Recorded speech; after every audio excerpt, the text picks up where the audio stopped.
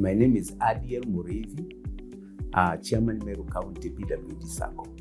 Today we have members more than 3,000.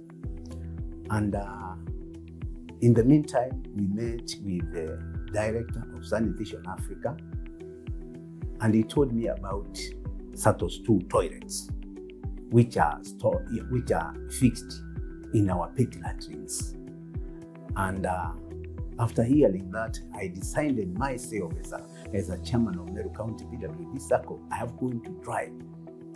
So I consulted those people, and we went to my home. I installed that SATO toilet, and I saw a lot of changes.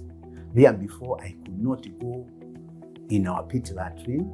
This time I can use because I can be able to squat. The toilet has brought, after installing that toilet, I can see a lot of changes. Also, I can be able to squat, and other PWD people can be able to squat. And I'm not afraid. Even if you come as I'm very great visitor, I'll direct you to that pit latrine because it is very clean and it has no audio and it has changed everything.